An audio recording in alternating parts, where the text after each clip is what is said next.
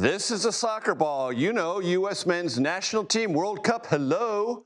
We have something very special planned for you later in the show. President Trump tells Axios he sees no limits on his power and that Israel has to do what he says. Mark Caputo, the reporter with the interview, joins us. The reflecting pool, it has had its issues over the years, but Trump's hyped-up redo is not American flag blue, but a soupy, messy green. We find out why. By the way, we don't take hydration breaks here. We just kick it.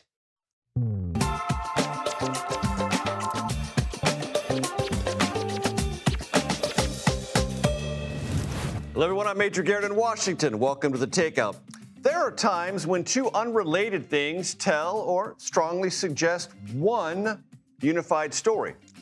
The reflecting pool in Washington and the U.S. war with Iran have nothing to do with one another, but both have similarities worth reflecting upon.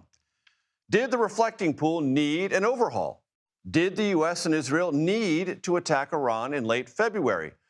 The reflecting pool was in no obvious distress. U.S. intelligence shows Iran did not have a nuclear weapon, and international monitors and experts said it had not seriously resumed efforts to build one after U.S. and Israeli strikes severely damaged key nuclear facilities last summer.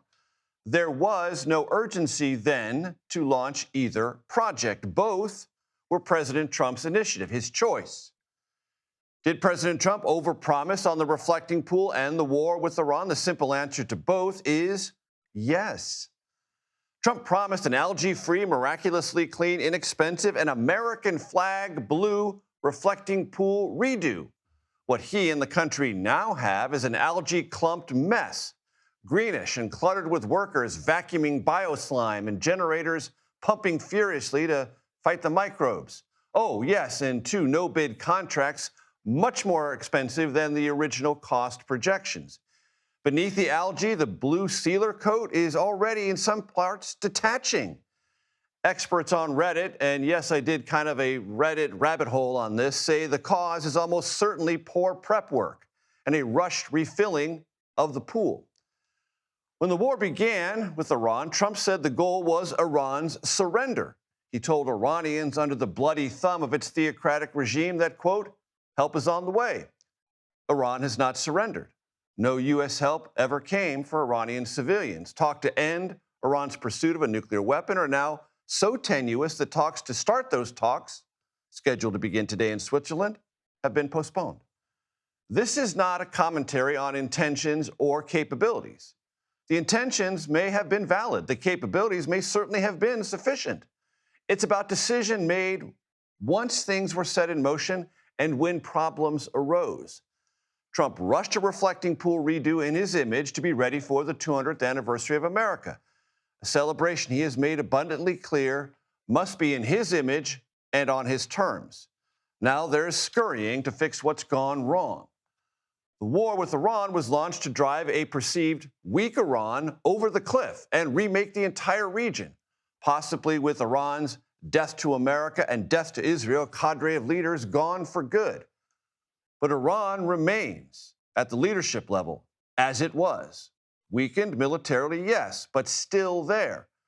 Now Trump says he sees no limits on his power and Israel must do as he says. Lots of promises, lots of boasting. But we are left with a reflecting pool and a region riven still by familiar, predictable problems at the surface and much deeper. One of the biggest problems with the Iran war, Lebanon, and Israel and Hezbollah's continued fighting. This poses a genuine threat, not just to the ceasefire, but interestingly to the state of U.S. and Israeli relations, which suddenly look as murky as the reflecting pool here in Washington. For more on Lebanon, we turn to MTS Tayeb in Tel Aviv. MTS, take it away.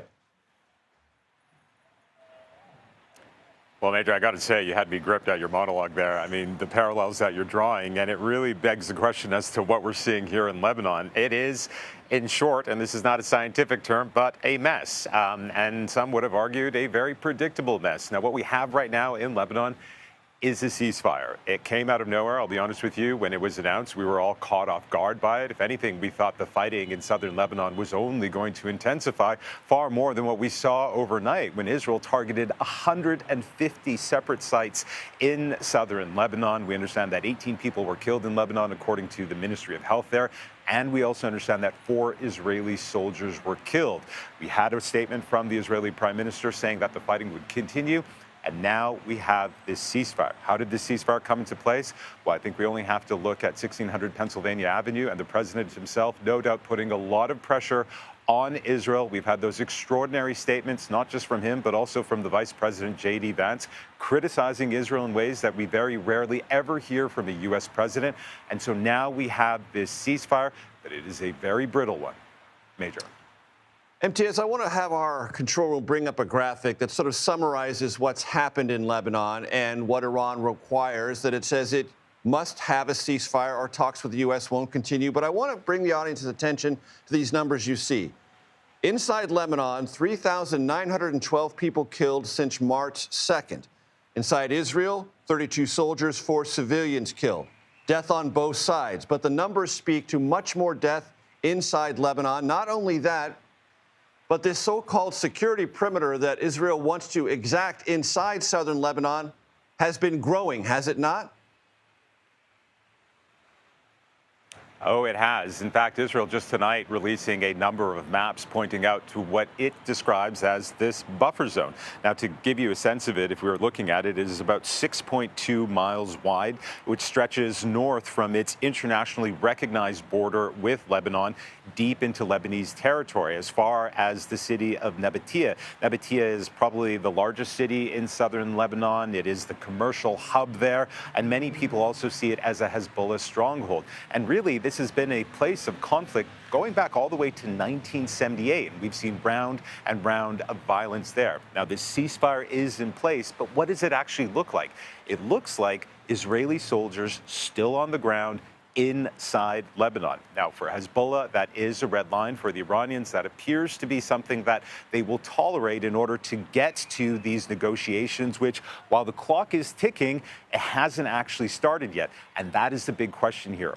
Will these talks actually begin to handle the far more thornier issues like Iran's nuclear program and many other issues? Major. MTS Taib, great stuff as always. I appreciate it. Thank you. New round of peace talks, as I mentioned, between the U.S. and Iran that were scheduled to start in Switzerland today. Well, they've been postponed. And the White House is blaming what it calls logistical issues for Vice President J.D. Vance canceling his planned departure. CBS News congressional correspondent Nicole Killian joins me now at a new location, the North Lawn of the White House. Nicole, great to see you there. Catch us up on what we learned today. Well, we just heard from the president, who was standing in front of a brand new Air Force One plane that was gifted to the United States by the Qatari government. But he did spend some time talking more specifically about the latest with respect to Iran continuing to tout and defend this memorandum of understanding that was signed this week between Iran and the United States, and also referencing that 60-day clock that gets underway to try to strike a more secure deal with respect to Iran's nuclear program. Now, as you mentioned, those technical talks were set to get underway today in Switzerland, led by Vice President J.D. Vance. But so far, we have not been given any updates as to when the vice president may travel there, although yesterday he told reporters he thought it could still potentially be this weekend, but we're kind of in a wait-and-see mode at this point. But the president still defending this deal as a good deal, obviously continuing to defend what he sees are perceived victories from the U.S. campaign against Iran through Operation Epic Fury. Once again, reiterating how the United States has really defeated Iran militarily in terms of its Navy, its Air Force capabilities, its ballistic missile capabilities. But that being said, as you very well know, Major, there's still a lot of questions and criticisms from both Democrats and Republicans about this deal, about whether or not it gives away too much to the Iranians, particularly without negotiating some of these nuclear issues up front. And so that is really, the devil is going to be in those details whenever those talks eventually take place. Nicole Killian, thank you very much. CBS News contributor Roger Carstens joins me now. He's a retired lieutenant colonel with the Army Special Forces and most importantly spent a very long time and played a very important role in U.S. hostage negotiations with various administrations. Roger, I'm glad to have you here. Thank you very much. Give me your evaluation. You've been in tough diplomatic conversations. You know how hard they can be. Evaluate what has been achieved, if anything, and what is still yet to come. Major, first off, thanks for having me here. And secondly, I think the negotiations are funny in that there can be a lot happening just under the surface that we just don't see. A good example is the hostage negotiations. We have currently 6 or more U.S. citizens that are currently being held as wrongful detainees in Iran. Inside Iran. Indeed, we do. And there are some of our partners and allies have citizens like Ahmed Reza Jalali. He's a Swedish scientist who was taken by the Iranians in 2016, undergoing a death sentence right now. So 6+ Americans, 25 of our partners and allies, they're held hostage. And we don't know if they are part of the negotiation or not. They're not a part of the MOU. And yet, when I talk to my buddies that are still in the administration and working it, they're like, look, we're still working it.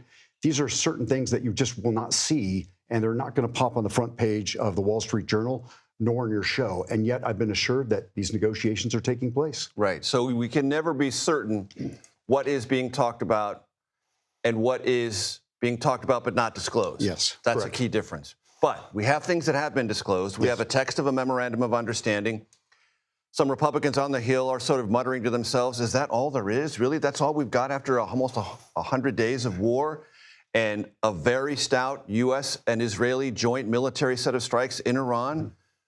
Shouldn't we have more? Is a question they're asking. How would you answer that question? I think no matter what happens, I think we are at risk right now in that you see that in points 4 and 5, the strait is to be opened. And then if you go to points 10 and 11, they're actually going to be giving the Iranians something before the negotiations reach that final point of 60 days. So regardless, if they start to meet and start to negotiate, we are going to unfreeze frozen assets. Right. And by the text that you read, waive it says, sanctions. Yeah, and waive sanctions. So that means they can sell billions of dollars worth of oil. They have free and unfettered access to banks so that the money can move around. And that's important because the Chinese, for example, have funds that the Iranians have in kind of like I say storage. And if the banking systems open up to the Iranians, that money can be repatriated from China back into Iran.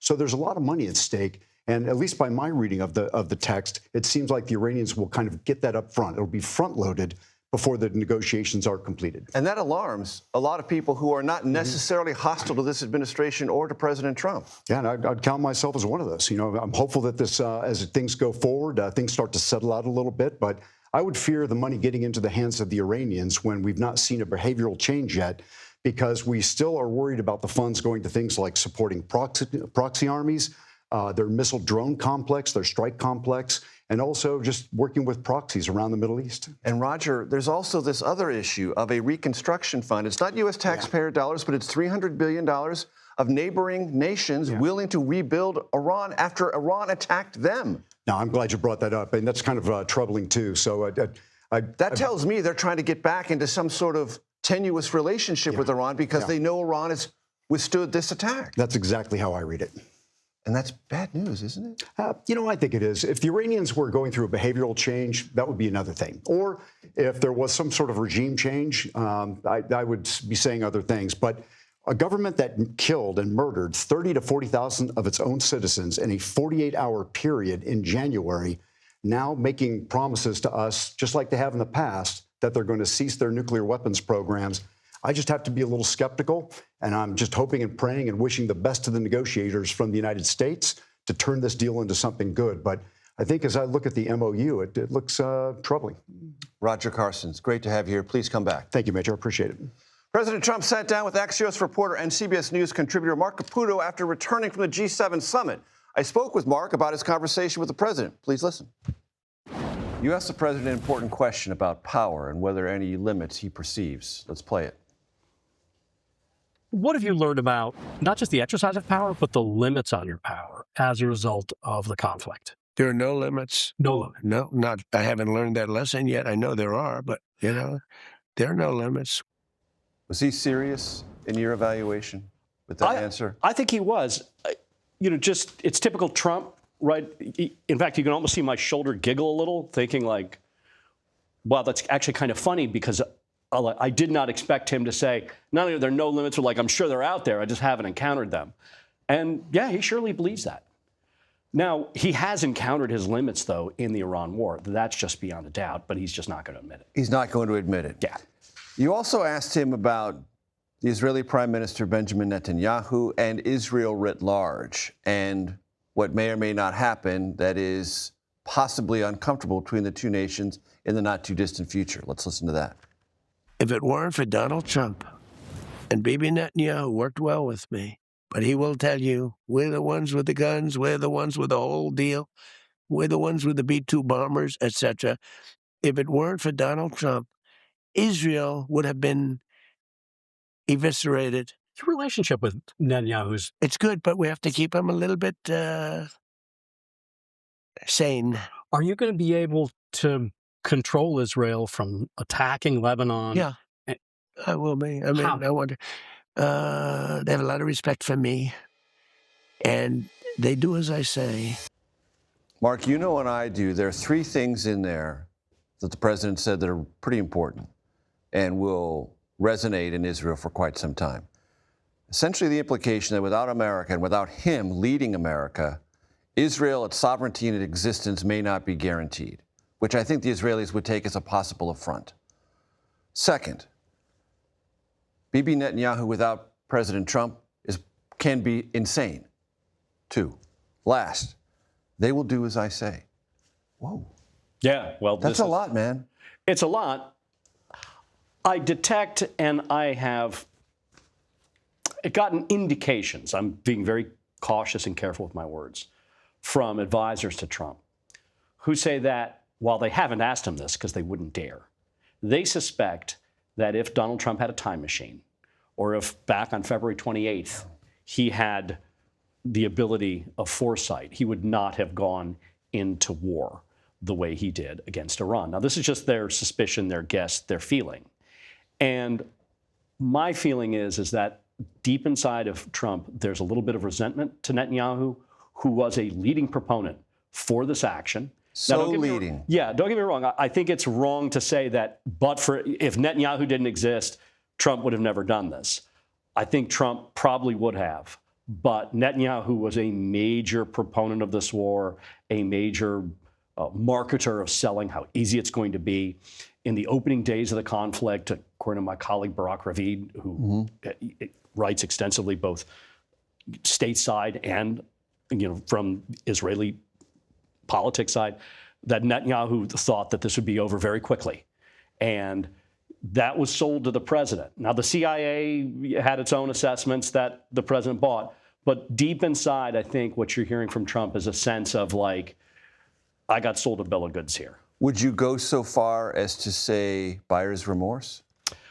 I think he wouldn't admit it. But again, in my conversations with people who know his thinking, that's probably deeply buried in there. Anything else from the interview that struck you that we did not play? Just the general sense of relief that Trump had. And I understand that when I talked to Trump, he had just flown back from Europe. He had only 2 hours of sleep tops. He's 80. Like, I would have just been a mess. He nevertheless has carried this positive sense, this sense of relief that he's found a way out. And that's evidenced by the fact that in the interview, you'll see we have the full interview at Axios.com. He talks about stock market's up, right? Oil is down, and then he says at one point, this great line, he's like, it's a gusher, as if he's discovered an oil field. Right. And I think that sort of gusher symbolism or imagery sort of symbolizes how he feels about this, like this sort of release. One man's gusher is another man's off-ramp. Mark Caputo, Axios. Great stuff as always. Thank you. I appreciate it. Lawyers for Luigi Mangione have withdrawn their plan to pursue a psychiatric defense in his New York State murder trial for the killing of United Healthcare CEO Brian Thompson. This move comes just one day after those lawyers told the court that they would pursue that psychiatric defense. Mangione faces several charges, including second-degree murder. CBS News legal contributor Jessica Levinson joins me now.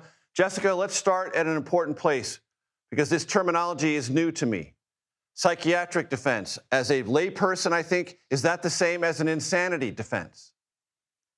It's a good question. So this varies a little bit state by state, but essentially what they were going to argue is that there was an extreme emotional disturbance. That is different from what you and I are used to talking about, which is insanity. So when it comes to this particular defense in a state case in New York, what it would have done is brought down the charge from second-degree murder to a manslaughter charge. So it wouldn't erase culpability. It would just say that there's less culpability and, of course, less punishment that would go along with it. When it comes to the insanity defense, it's, of course, known as the insanity defense, but the full term is generally not guilty by reason of insanity. And in that case, of course, you're arguing something different, which is that the person was really not able to form the intent necessary to prove that somebody is guilty beyond a reasonable doubt for these intentional crimes. And obviously, that does a lot more than bring you from a murder charge to a manslaughter charge. Again, that would indicate that the person really is not guilty because they could not form that mental intent necessary. From the outside, Jessica, this appears to be a pretty capable set of lawyers representing Luigi Mangione. How unusual would it be for an experienced set of lawyers to pursue and tell the court it was going in one direction and then abruptly reverse? So I actually I think I have a little bit of a contrarian view here where I don't think this is hugely unusual in this circumstance, which is that there is a state trial and a federal trial. That in and of itself does not happen every day. And when we were talking about this emotional disturbance defense, it is not available in the federal trial. So I think what you were seeing here is that the defense attorneys were waiting all the way to the deadline to determine whether or not they wanted to move forward with the defense. This was their deadline to say, here are the experts, this is what they were going to say, and have all of that information out in the public. My understanding is that that could have been tantamount to, he actually did commit crimes, but again, don't hold him as culpable as you otherwise could. That's a problem in the federal case where this is not available as a defense. And then what you could be leaving yourself open to are essentially having made an argument in state court, yes, he did it. Jessica, this trial, whenever it happens, will draw a lot of attention for lots of reasons that are some legal, some cultural, some political. Which first trial will we see? So I think obviously we're going to see the state trial first. When it comes to, legal, political, cultural, I think for those of us watching outside of the courtroom, all of those things are going to happen at once. I think, you and I have talked about a lot of legal issues over the years, and I increasingly think we're seeing almost every legal issue through the lens of our political experience, our social experience. We should remember for the jury, this is not based on their views of what they think of the insurance industry. This is based on one person and his actions and whether or not they satisfy the requirements in state court to show that there was a second-degree murder charge here. The evidence, the facts, and the law. That's what juries live with. Jessica Levinson, thank you very, very much. Still to come on The Takeout, more on the trouble for President Trump's Lincoln Memorial reflecting pool makeover. New and improved? Well, as you can see there, not so much. Plus, it is a very big day for us here on The Takeout. For the first time, a reporter panel will join us from the brand new, you see it there, Takeout Tavern. What do you find in a tavern? You find a bar. Will there be adult beverages? You're going to have to stay tuned to find out. We will be back in 90 seconds. Welcome back to The Takeout. As we noted at some length, I grant you, at the top of the program, problems at the Lincoln Memorial reflecting pool persist, despite President Trump's multi-million-dollar makeover and despite assurances like this earlier this month. You're going to have something you're going to be very proud of, and it'll last for 50 to 100 years before you have to do anything with it. Very strong, powerful substance that we use. David Farenthold, who has been covering this matter for the New York Times, joins me now. David, chronicle the problems as they currently exist, what the Interior Department is sort of frantically rushing to try to solve, and some of the underlying no-bid contractual questions that you've uncovered. And that's a lot, so you can take them in whatever order you want. Well, start back at the beginning. The way that they chose to fix the reflecting pool was to give out two no-bid contracts. One no-bid contract to put a waterproofing substance on the bottom of the pool that turned it blue. One to put in a filtration system that was going to clean the water once they refilled it. The filtration system, we reported yesterday, that contract was given to a company owned by somebody who's a longtime friend of Mr. Trump, a donor to him, somebody who lives near him in Mar-a-Lago. His wife was the chairwoman of a big event at Mar-a-Lago. So these two firms got those contracts, and they spent a lot of money on it, more than $15 million, a lot more than Trump said they would. But then the pool was done a few days ago, and they said, okay, now it's all going to be worth it. You know, you mocked us, but now you'll see how great it's going to be. Then they refilled the pool, and immediately it turns this bright shade of green because of algae. It fills up with algae, which is not a surprise. The algae's bothered the pool for a long time. What's crazy is that they refilled the pool, it turns out, before they put in the filters that would stop the algae. So to have 1 day of clear water, they immediately stepped on a rake. They took the risk of doing something that would step on a rake and make the pool green and humiliating again. The worst part for them is that what we've seen in the last couple of days is not just algae, which perhaps could be fixed, but that $15 million coating, the waterproofing that the no-bid contract put on the bottom of the pool, what President Trump said would last for 50 or 100 years, it's already peeling off. Chunks of it are now visible, peeling off the bottom of the pool and floating to the top. So what you've seen in just a matter of a few days is kind of the undoing of this long project that President Trump has spent so much money on and talked so much about. And David, I mentioned this in the open to this program, and I don't do a lot of Reddit rabbit holes, but I did one today, and there were a lot of guys or gals representing themselves as experts in this particular field of work, coatings, cement, pools, who said it was obvious to them that if this sealer, this American flag blue treatment put on the reflecting pool bottom was coming up so easily, it had had poor prep work and probably water was added too soon, and that it's going to keep detaching forever. Well, what we reported back when they were working on this, that folks within the National Park Service had raised the same kind of concerns, that the coating was uneven, there were little pinholes and bubbles in it, and they worried that that could cause it to delaminate, to come loose, at least slowing down the process of putting it on and maybe leading it to come loose later. So these were problems that were identifiable. And the crazy thing is that the most important piece of repairing the reflecting pool is something that they haven't done. They haven't even started doing yet, which is there are pipes under the ground that connect the reflecting pool to the filtration system that's supposed to clean the water of algae. Those pipes leak. They've leaked for years. They've known they need to replace them for years, and they haven't replaced them. So even when all this work is done, they left this invisible problem that is probably going to cause algae to come back for a long time. And what's next, David, based on your reporting? I think the Park Service is struggling to figure out what's next. They're asking for volunteers. They're vacuuming out the algae. They're pouring in hydrogen peroxide to try to kill this algae. They're installing these permanent filters maybe later this week. That might make a difference. What I wonder, though, is, the whole lead up to this is July 4th. The whole point of doing this now and doing it in a rush and giving out these no-bid contracts was it has to be ready by July 4th. And it seems like if the bottom is peeling off, you may have to drain it before July 4th. How could you address the problem of the bottom coming off without removing the water in the pool? So I'm very curious to know how they're going to deal with this and stop it from becoming a debacle on this important day on July 4th. It was a rushed project because there was a national urgency behind it. That's what the administration said. David Farron told the New York Times. Thank you very much. I appreciate the time. Next, pretty dire warning from health officials in Africa on the Ebola outbreak, where efforts stand right now as we know them to curb transmission rates. We'll find out when we come back. This is The Takeout.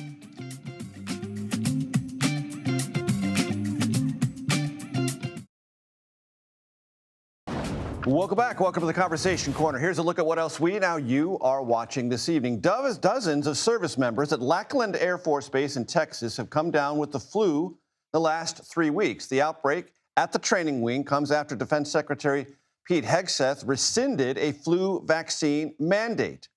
Spokesperson says the unit has implemented what it calls mitigation measures to isolate and treat symptomatic trainees with antiviral medications such as Tamiflu.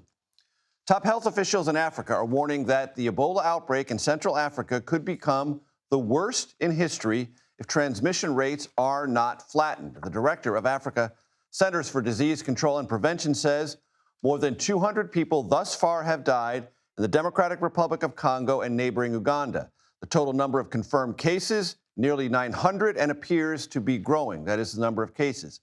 I want to bring in Saira Medad. She is an infectious disease epidemiologist at Harvard University's Belfer Center. Saira, I'm glad to have you with us. Thanks for joining us. Walk my audience through what we know and what we fear might happen. Yeah, well, I think first I'll start by sharing the current Ebola outbreak of the Bundibugyo virus is already the third largest Ebola outbreak on record. So that really goes to show you that a little over 1 month since this outbreak was detected, it's already the third largest, which, is expanding in geographic location. We're up to 31 health zones and 3 provinces being affected and nearly 900 cases. This is not just a story of the number of cases that are being detected. It's a story of the number of people that are also being contact traced. And that's also where we're also falling behind. So there's a lot that's complicating the matter. The first is, as we talk about contact tracing, these are the number of individuals that have come in contact with a confirmed case of Ebola. Now, estimates show that we should be tracking about 33,000, and the reason why we're coming up with that 33,000 number is for every 1 case, we're typically looking at about 40 contacts that they may have. Now, according to the most recent World Health Organization report, they're only contact tracing about 4,000 of those individuals. So there's a very large number that still are out and they're not being contact traced. So there's lots of complexities. And the one thing that I'll also share is that the outbreak is occurring in an area of conflict, of neglect, of militarized response, and a huge, humanitarian need. So there's lots of confounding factors here. And what do we know, Saira, about the ability to place health workers and facilities that they need to either trace or treat those that they're tracking or who have already been sickened? Yeah, so as we talk about the ETUs or Ebola treatment units, there's a number that are being stood up, along the number of these areas that are being affected. What's important here is that we're seeing a significant gap in funding needs. So only about 10% of pledged donations have actually made it to the affected areas.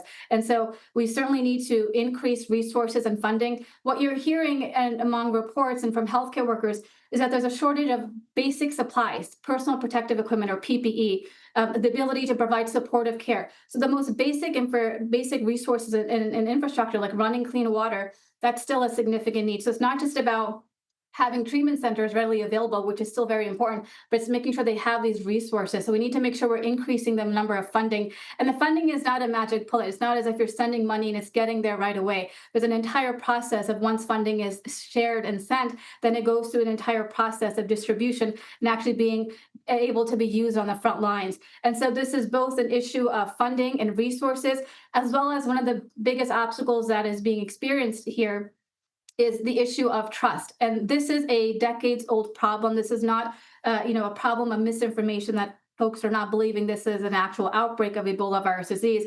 This is a long-standing history of neglect, of militarized response, of inequity happening in these communities, that when we come in and only support on one outbreak response, we're neglecting that there's a number of other issues happening in that community: poverty, injustice, other illnesses. And so we need to support it from a holistic standpoint.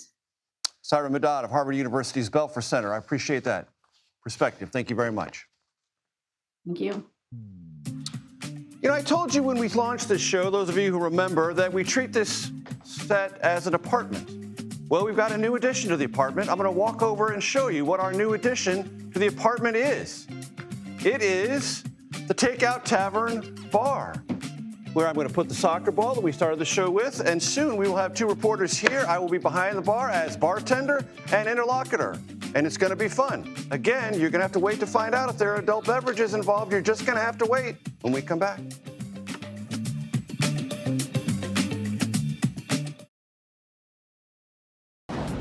Welcome back to Takeout. It's the debut of the Takeout Tavern and Bar, which I bought myself. Believe it. I have the receipts.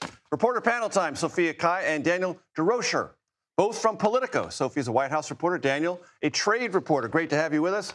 Let's do what everyone's doing in America right now at a bar, talking about America's 2-0 victory over Australia. Sophia, what'd you see? Let's go. This is their second great game. Yep. And they forced another own goal by the opponents. And now they get to advance to the knockout round. Right. This was a big question before the tournament. People. How good was this team, and could they come together? Of course, right? And any elected I asked, who are you voting for? Of course, they had to say U.S. soccer. Right. But the U.S. men's team before the tournament, we weren't so sure if they would advance. Kind of uneven, Daniel. Now they've got it. Yeah, I mean, I think that they've exceeded expectations. Have a and sip. they look really good. Go, Yeah. I mean, today they didn't have Christian Pulisic, the star, right? And they still were able calf to injury, a 2-0 victory, and that's huge. I mean, there's an expanded field. They're allowing more teams into the knockout round. And if you're the host country, you're in automatically. Yeah. But nevertheless, this team is looking pretty solid.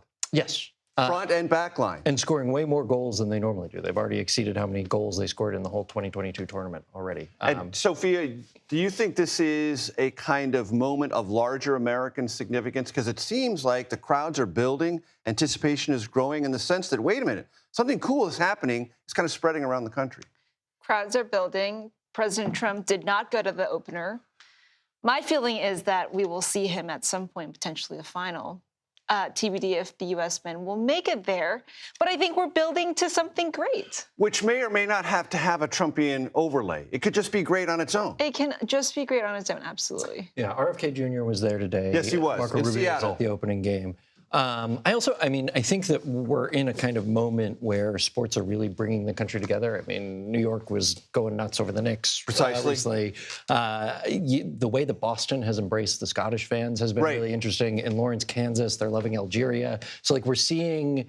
And Kansas City loves Argentina and Messi. Yeah, I think that's who's in Kansas City. But it's allowing America to kind of show off the welcoming nature, the thing that we do get credit for. All right, we talk about politics here in sports too. So let's intermingle the two like everyone does at a bar, sports and politics. So Zohran Mamdani, New York City mayor, was at an event last night with Bernie Sanders talking about progressive Democratic politics and something he thinks needs to go away. Please listen. Because for far too long, our party has seen its job as managing decline instead of delivering material change for working people. It has seen its job as explaining why we cannot instead of showing how we can. And that old way of thinking will lose on Tuesday. And frankly, it will lose in South Carolina and New Hampshire. It will fall short of 270 electoral votes. By the way, this is what we describe as a hydration break here at the Takeout. Okay? Hydration break. Let's go. There we go. All right. That's our kind of hydration break. So you're sipping. You're finished. Yes. Give me your sense of Mamdani and what he's trying to lay out, not just for the midterms, but what we all know is going to happen right after the midterms, which is people are going to start announcing for president. Yeah, and I think he's reflecting a kind of larger discontent with the Democratic Party, right? In this moment, it looks like Democrats have momentum in the congressional races, but at the same time, they haven't necessarily fixed the issues that were underlying that happened in 2024. And so there is still a battle waging within the party. What is a direction that we need to go in the future? What's the right approach to take? And he won the mayoral race with that sort of, here's the message. It's affordability. It's making sure that you care about families. It's about saying, here's what we can do. And I think that people were paying attention. People notice the way that Mamdani speaks, and it certainly, I think, is having a major effect on the Democratic Party. Daniel, Sophia, we don't have hydration breaks, but we do have commercial breaks. We need to take one now, so hold on. You can have more sips. Commercial break. We'll be right back.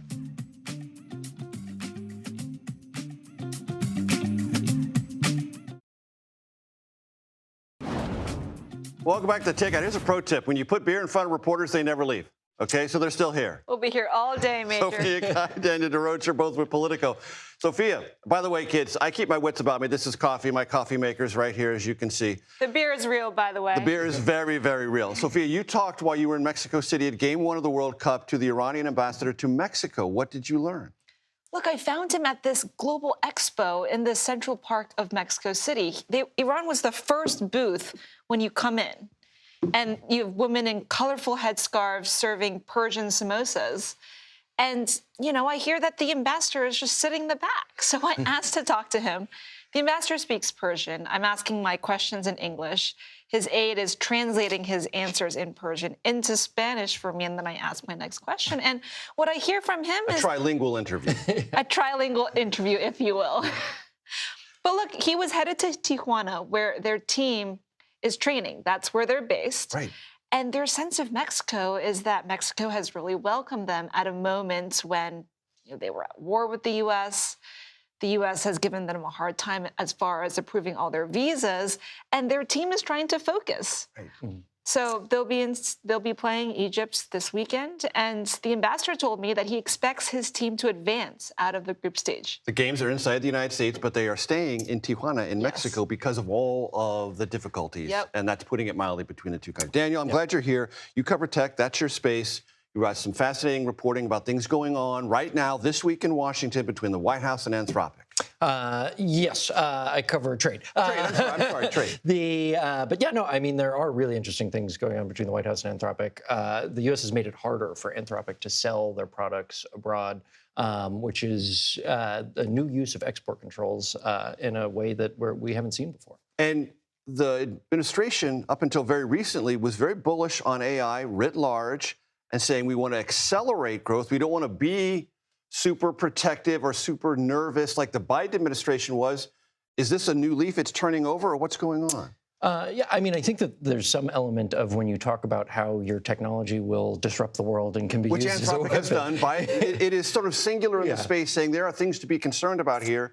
And administration officials reading your pieces and others say, look, if they're going to tell the world there's something to be afraid of here, we're going to take them at their word and slow things down for them. Yeah, and Sophia's actually done some really good reporting here. Jump in, Sophia, like they do at a bar. Just jump in. Fable comes out, right? Fable, this new advanced model, it comes out. It's a cybersecurity model, right? Fable. It's an AI model. Okay. And it's able to, it's able to do a lot. And Amazon discovers that it's got this vulnerability that it takes to the White House.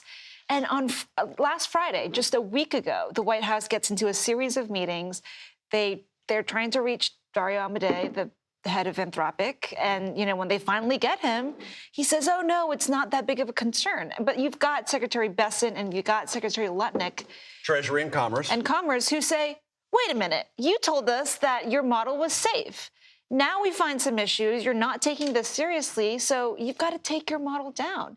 And Anthropic says, no, well, we want some more time. And the U.S. government and the White House they say, all right, we've got export So controls. As they would say in World Cup venues, let's kick this around. Is this a big moment for AI itself? I mean, are a lot of companies watching this from the outside, trying to figure out what the implications are? Absolutely. So after Friday, big rift between Anthropic and the White House, right? This means any foreign national who was previously using this model can no longer use it. And by the way, nobody can. Right. And that's a big deal because while that's happening, the Chinese models can advance. People are turning to models abroad. But we finally are in a space now where Anthropic and the White House this week are starting to work together to come up with an assessment of how bad is this vulnerability, and that will guide future government intervention. And Daniel, I was going to give you 15 seconds of stoppage time, but I can't. We're out of time. Daniel DeRocher, I appreciate you being here. Trade reporter, Politico. Not tech, sorry, Politico. Sophia Kai, White House reporter, Politico. Enjoy the beer. Enjoy the tavern. Happy Friday, everyone. This is The Takeout, relentlessly curious, reliably civil, occasionally clever, with beverages, adult and otherwise. We say goodbye. The Daily Report coming up next.